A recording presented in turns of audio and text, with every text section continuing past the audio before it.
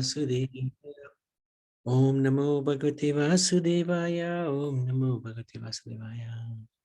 So Hare Krishna, dear devotees, thank you very much for joining us today. We wanted to seek the blessings of Radha Madhav, Radha Shyamsundar, Krishna Balaram, Gaur Nitai, Srila Prabhupada, Guru Maharaj, and the Assembled Vaishnavas, and also the glorious devatas who are assisting the Lord in running, maintaining, controlling this universe. So we looked at Lord Brahma on Saturday, and today we want to look at Lord Shiva. And in this way, we will try to look at all the different main devatas. We won't do all of them. There's 33 million of them, or 330 million of them. So we'll just do the main ones. So Lord Shiva, who is he?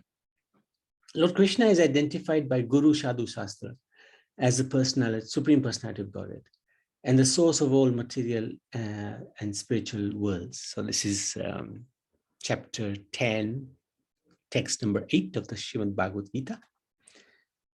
When Lord Krishna wants to be in touch with this material world, he transforms into Lord Shiva. The Lord's glance wakes up material nature. So actually, Vishnu or Krishna, he doesn't necessarily get involved with this world. And when he comes in this world, he brings a spiritual world with him. So he doesn't actually touch this material world. When he wants to touch this material world, that touch is by Lord Shiva, transformed from Vishnu. Yes, Naniman? Yes, the touch is by Lord Shiva, but then the Lord has to glance to wake up the material nature, isn't it? Yes, absolutely right. Okay, all right. It's his glance which, as you said, awakens it. Without the glance, material nature won't wake up. So it is his glance. But that glance actually is Lord Shiva. That glance is Lord Shiva. That was my next question. Okay. Okay. You preempted me. Thank you. Thank you very much. It's good. So Lord Shiva is the same as Krishna, but also different. Like milk and yogurt, though milk and yogurt are essentially non-different because they're both milk products, but they're also different at the same time. Milk can be used to make ghee, cheese, ice cream, or yogurt, but one cannot turn yogurt back into milk. So there's a sameness and there's also a difference at the same time. And the scripture that describes that difference, or the verse, is in the Brahmas Samhita 545.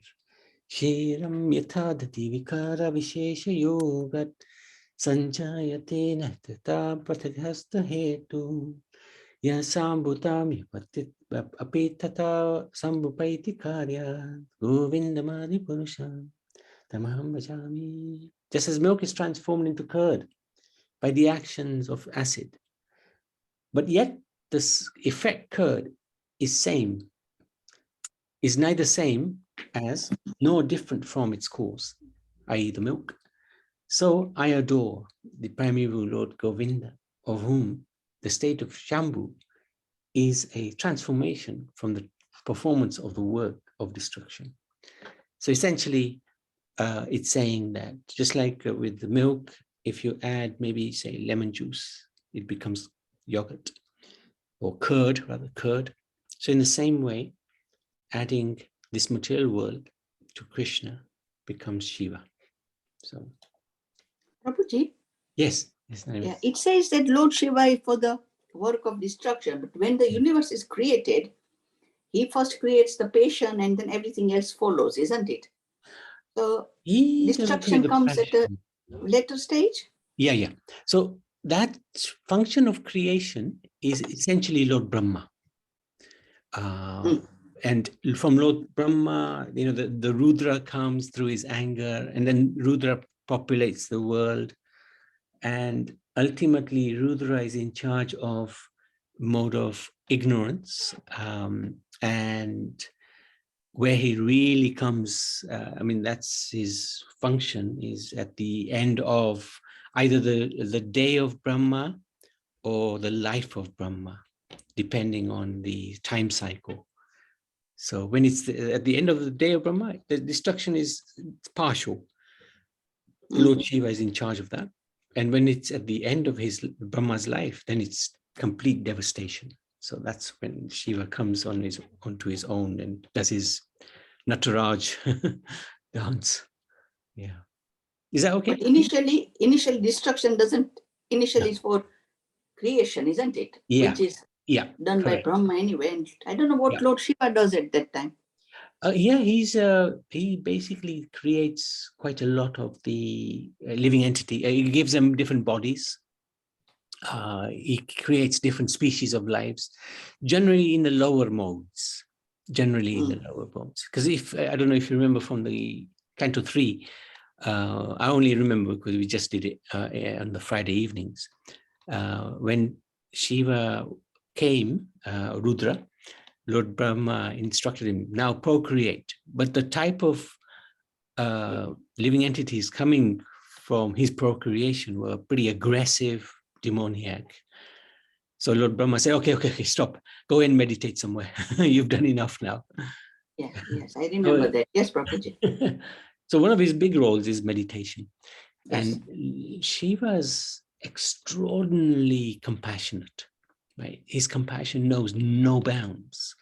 So one of the things he does whilst waiting to do his destruction job, he helps those who everybody else is abandoned. This is one of the most amazing things about Lord Shiva. Extraordinary personality.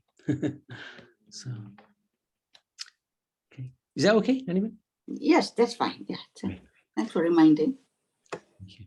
Because of Shiva's intimate contact with the material world, especially the quality of ignorance, the souls in this world may not receive the same spiritual restoration by worshipping him as by worshipping Vishnu.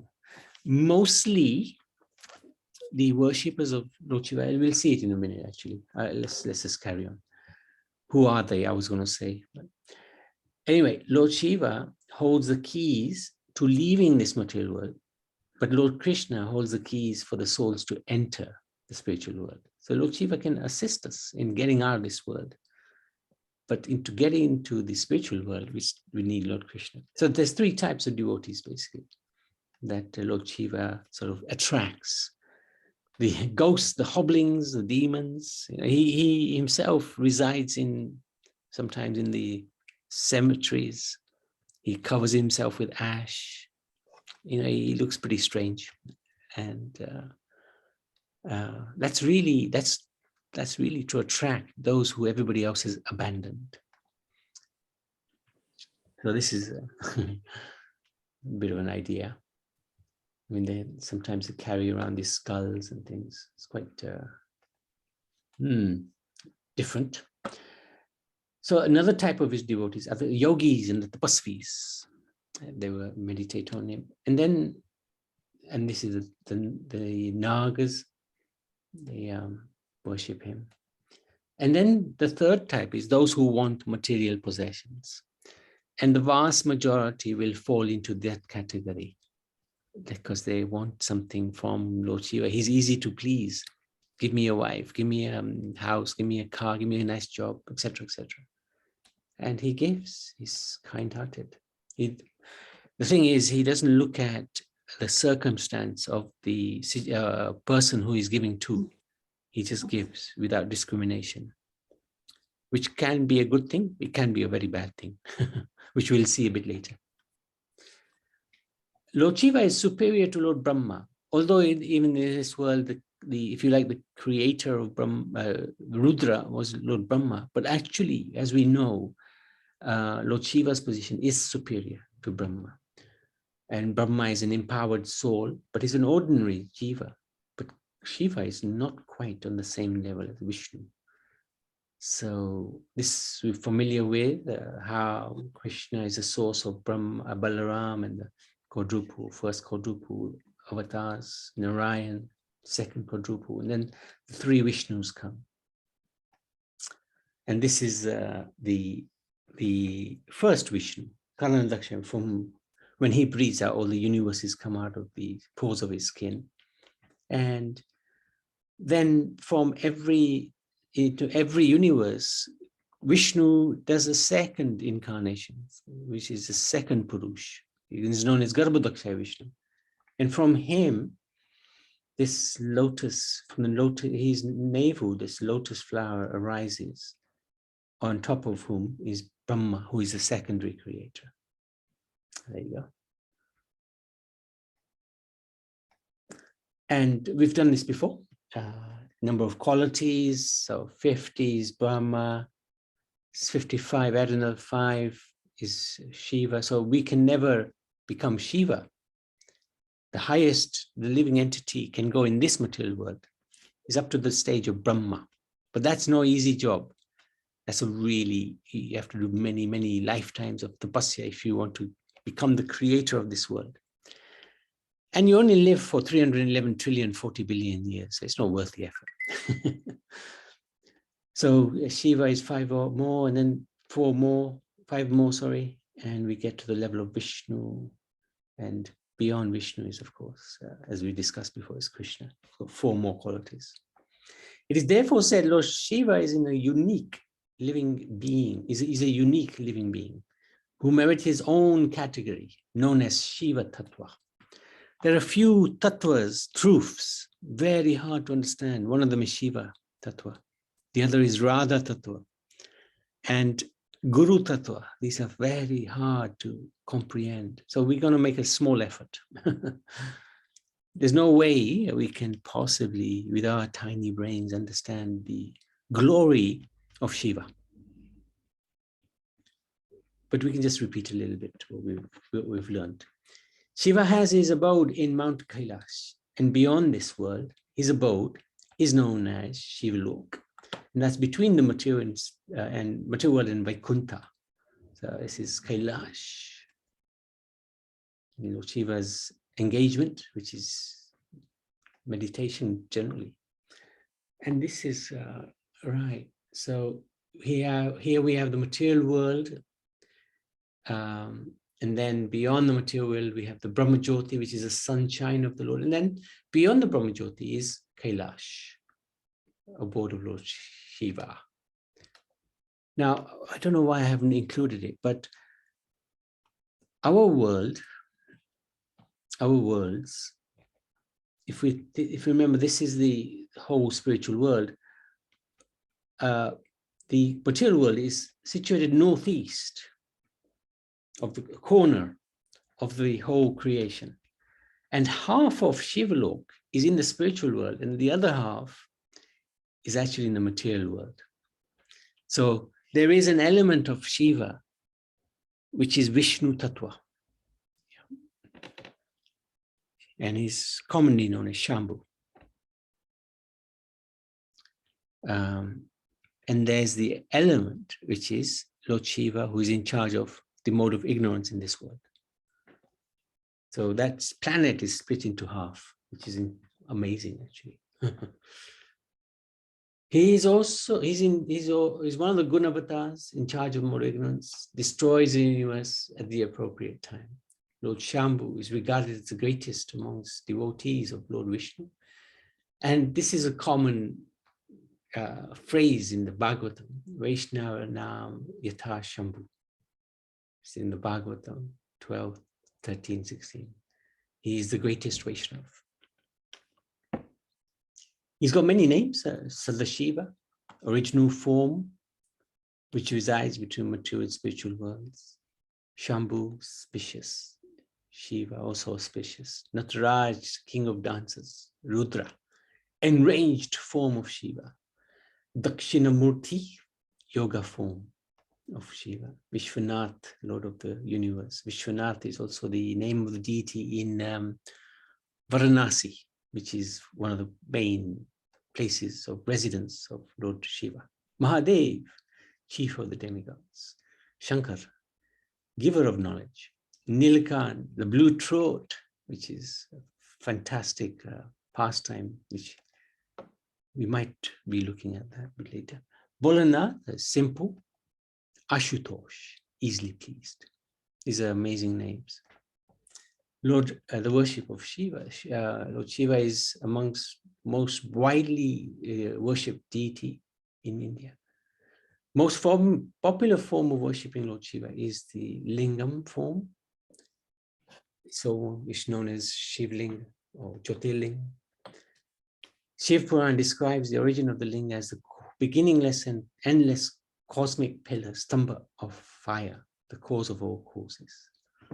So I must admit, I don't really know too much about Shivling, but it's got quite a lot of components to it. And if anybody does know, you're welcome to share now or later on as well, anytime you want. The 12 major Jyotirlings, Shiv temples of India, such as in Varanasi, Somnath, are particularly frequented on Mahashivratri. Varanasi, Banaras, is considered to be the city especially loved by Shiva and is one of the holiest places of pilgrimage in Bharat. So this is the main temple there. Very, very beautiful temple, glorious temple. Very busy temple as well. Often his worshippers pray to Lord Shiva to gain material wealth, almost like a business transaction, and not really selfless devotion. Usually when we pray, we don't ask for anything. Just want to please the Lord. According to Vaishnavas, the authorized method of worship of Shiva is described by the Rudra Sampradaya, also known as the Vishnu Swami Sampradaya, an authorized Vaishnava lineage started by Shiva himself, in which Shiva is worshipped as the greatest devotee of Vishnu. He's bathed with milk and belpatra leaves. So this is a very common sight.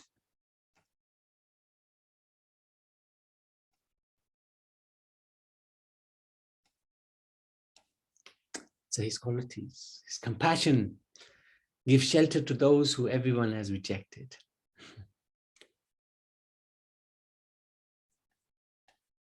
Very, very kind. This is an interesting diagram. He's giving milk from his linga to this young child, whilst others are giving milk to him. His compassion is just amazing. Humility. Yes, Nariman. Yes, sometimes, we have always, like from the childhood, we have always thought of Shiva as the main thing. Krishna has only come only recently in the life. Yes. But whenever it happens that when I think of Shiva, it just sometimes brings some tears and a fear of compassion in my heart. Yeah, me too. Of a kindness. Yeah, me too. And I've known Shiva less than Krishna. Okay. But I know what you mean. He's so amazing. He's the greatest Vaishnava. He's the greatest, most compassionate of all. So in one sense, he's greater than God. Yeah, it's once you think like that. But that is not an offense, isn't it? Because whenever I think like that, I say that, no, Krishna is the greatest, he is the greatest Vaishnavite. And that's why.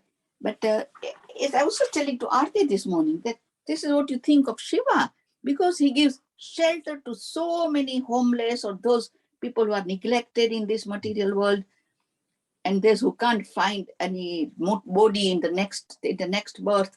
He's so kind, compassionate. Yeah, no, for sure. Okay. Parvati once asked him, what is the greatest worship? And he said, the worship of Vishnu is the greatest. But then he added one more line. He said, the worship of the devotee of Vishnu is even greater than the worship of Vishnu. Okay. So when we say Shiva is when we glorify him, it's not an offense. As long as we don't equate him with Vishnu on the same level of as Vishnu. He's not, because he's in touch with this world, but his compassion knows no bounds, so there's no boundaries with him. So and sorry, go on. That has reassured me, Prabhuji. Thank you. I've known Krishna, many 40, 50 years, but Shiva not so much, only like recently, really, to understand how he's, what his sort of mood is. It's very recent, but he just touches the heart, Yeah. Okay. So yeah, he's a gatekeeper at many of the holy places. Lord Krishna has given him some amazing places in Brajadam to look after, and he looks after them as gatekeeper. So he stops the crazies to enter some places, although he entertains them, but he stops them from many of the holy places. He's easily pleased, known as Ashutosh. And this is one of the, there's the thing with Lord Shiva is he won't look at the circumstances of the devotee before giving. So this, what was his name now? Vrikkasura, was it? Vrikkasura, yeah. Vrikkasura did some really crazy tapasya, and Lord Shiva wouldn't appear before him. So he started cutting off his own flesh, and he was about to chop off his own head. And then Lord Shiva appears to him and says to him, what do you want, you crazy fool? Why are you doing such ridiculous tapasya? I want, he said, I want whoever might touch, I want them to die. Oh, this is, the nature of the demoniac. They will ask for something destructive. And Lord Shiva, he said, yes, tathastu. He didn't think that this is not good for this fellow. He's Ashutosh. He'll give whatever you want. And this fellow ran after Lord Shiva to touch his head so that it blows up. Anyway, Lord Shiva ran, and eventually this Vakasura was convinced by Vishnu, who appeared before him as a Brahmin. And he said, well, this Shiva, look at him, his scruffy clothes, he's got ash all over him. He can't give that sort of boon to you. What's the matter with you? Have some intelligence, touch your own head and see what happens. So he touched his own head and it blew up. So peaceful, he's constantly meditating on the Lord. So the other flip side, he's easily angered as well. But he's also once he gets angry, he can do anything, but he can stop being angry very quickly as well. Even Lord Ram worshipped Lord Shiva. So sometimes people get confused. Shiva is a supreme because he worships Ram. Ram worshipped him. But actually, there's always a competition between the Lord and his devotee. The devotee wants to worship the Lord. But the Lord actually wants to worship his devotee. So in this pastime as Ram, he got this opportunity to worship Lord Shiva. And that's because Lord Shiva is a great devotee. But also, there was an etiquette involved here because Ravan was a devotee of Shiva. So Ramachandra observed the etiquette. He called upon Lord Shiva and he said, I'm going to destroy your devotee, Ravan. I need your permission. So a bit of etiquette there was involved as well. And of course, greatest devotee of Lord Vishnu. Vishnu Nam Yatha Shambhu. Special relationship with Krishna. Shiva holds the keys to get us out of this world, and Krishna holds the keys to get us into his world. There are 12 great authorities in preaching Krishna consciousness, and Shiva is one of them. So these are the 12 Mahajans. Shiva is one of them. His Sampadaya is known as Vishnu Swami Sampadaya, or the Vallabhacharya Sampadaya. So Shiva appears as Shankaracharya in 686, and he actually preached that God has no form. Now, that's very unusual for a devotee to preach like that, but he had no choice. At that time, Buddhism had taken hold, and in order to counteract Buddhism, Krishna requested Shiva to appear as Sankaracharya and re-establish the Vedas, because Buddhism basically was to destroy the Vedic, the animal sacrifices that were happening because the Brahmins were using the Vedas as the excuse. Oh, it's allowed in the Vedas, so we can do animals, we can eat animals. So Buddha came and destroyed all of that. Now Shankaracharya was to re-establish the Vedas according to how it was supposed to be utilized. But at the same time, Krishna said to him, you have to preach that I have no form. And Lord Shiva didn't like that because he's a devotee. But he's a great devotee. He obeys the Supreme Lord. So he did exactly what the Lord asked him. But at the end, I mean, many bhajans he's sung, Lord Shankaracharya, which he glorifies the personality of Godhead. And at the end, he wrote, Bhaja Govinda, Bhaja Govinda, Bhaja Govinda. I think some of you may well know that bhajan. Worship the Supreme Lord, Govinda, Govinda, Govinda. Shiva Bhujanga Paryatha Stotram.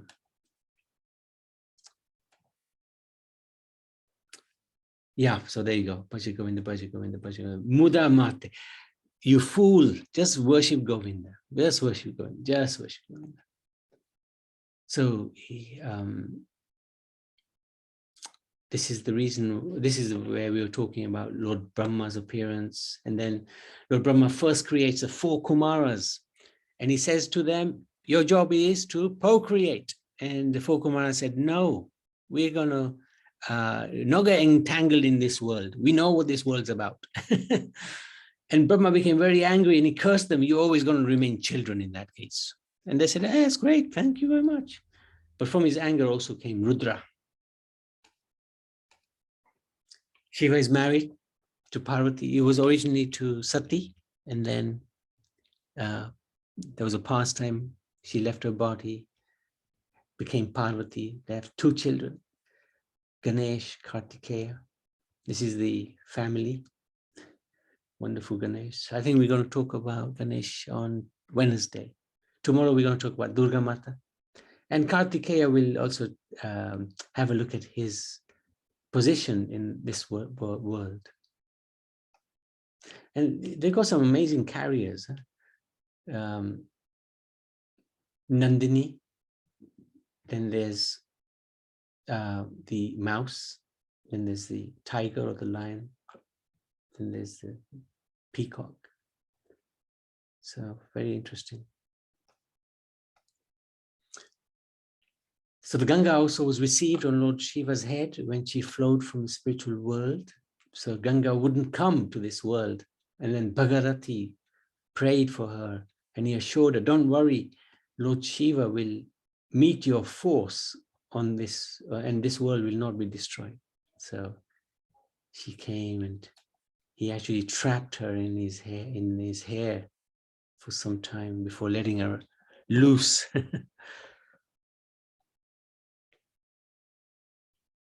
This is the worship of Ramchandra of Shivling.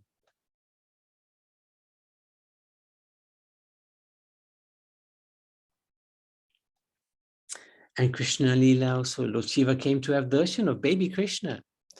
And Mother Yashoda wouldn't let him in because he looked very strange, right? He's got a snake as a garland on it. He's covered with dust and ashes. She wouldn't let him in. And we can see the power of Yashoda Mai. She had the power to refuse Lord Shiva entry into her home. So this is quite extraordinary. But then Krishna cried because his devotee was neglected. And Purnamasi came and inquired, what's going on? Why is Krishna crying? Has somebody come to visit him? And you maybe turned him away. And Yashoda Mai said, yes, I did. How did you know? Well, that person is an extraordinary person. Bring him back. And they did. And Shiva had darshan of Krishna. There was a mutual, mutual respect of love between the two.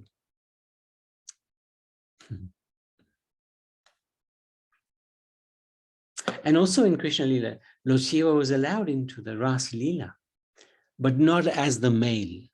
There's only one male in the Ras Leela, that's Krishna. But he was transformed into Gopeshwar. Gopishwar. There you go, it's Gopishwar. You can recognize him with the half moon here.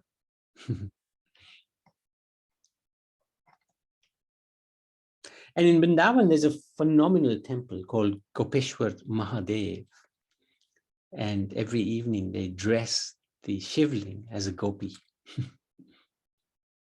So Naniben will hopefully have darshan of this extraordinary. Yeah. Mataji, yes, Prabhuji. There's a Gopeshwar here. It's she got the snake here.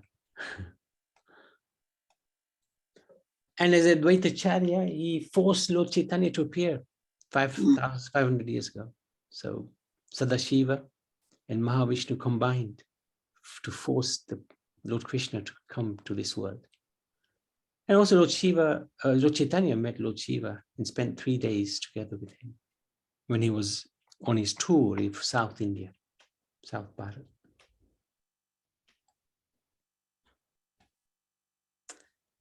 And then there's a wonderful pastime of Mohini Murti. This was after the churning of the ocean. And that churning of the ocean was when the poison was produced and everybody ran away. But they then requested Lord Shiva, please help. And he took the poison into his mouth and he keeps it in his throat. That's why it's called Nilakant. And drops of that poison fell from his mouth, and the scorpions and the snakes were there at that time, so they became poisonous.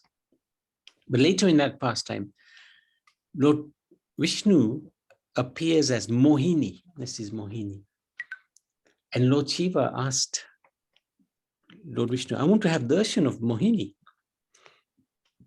And when he saw Mohini, he became so infatuated. He ran after Mohini. And it said that at that time, his semen came out and it covered, wherever it fell, it became gold. So that's why there's a lot of gold mines in South Africa and other places. That's all actually thanks to Lord Shiva.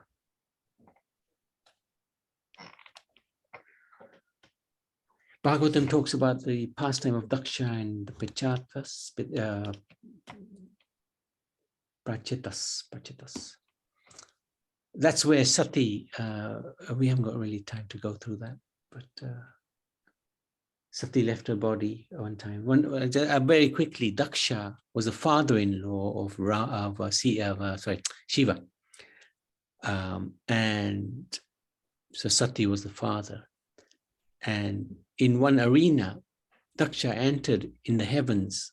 And at that time, all the demigods rose, except Brahma, because Brahma is the father, he doesn't have to rise, and Shiva.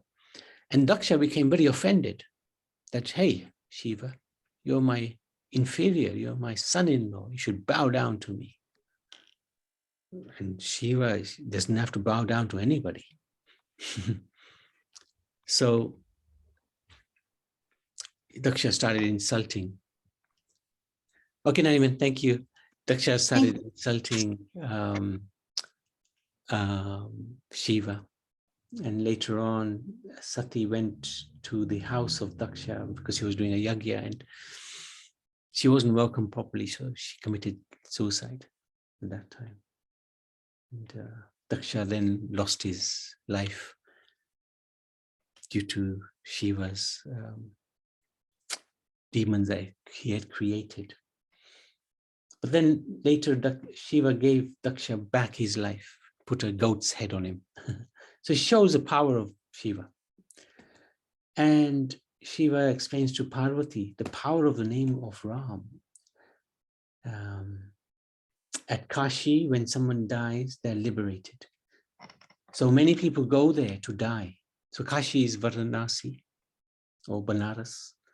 Lord Shiva explains that because he always chants the name of Ram, and Vayu spreads the name everywhere in Kashi, people are liberated. Ganesh is worshipped first before any auspicious activity because he won the race amongst the demigods by circulating Ram's name 3 times. And their family is quite amazing. As we were talking about the 4 characters in that family, they all have different carriers, right? So they never have a fight, or not often, because they're always chanting the name of Ram. So if we look at the carriers, right? The carrier of Parvati is a lion, and it's not very compatible with Lord Shiva's bull, Nandini. Right? Lions and bulls don't get on. Similarly, Ganesh's carrier is a mouse, and Shiva has snakes around. And the mice get eaten by the snakes. At Kartikeya, he's got a peacock as a carrier, and peacocks love snakes. They eat snakes. So you can imagine the family, they have some interesting issues going on there. Anyway, but they're always peaceful because they chant the name of Ram. And if we look at the Vishnu Sahasranam, in there's a verse by Lord Shiva that 3 names of Ram, sorry, 1,000 names of Vishnu are equal to 3 names of Ram. So just chant Ram, Ram, Ram, and it's like you've chanted 1,000 names of Vishnu. So what are the differences between worshippers of Shiva and Vishnu? Shaivites wear tilak across the forehead. Vaishnavas wear tilak straight up. I haven't got it today.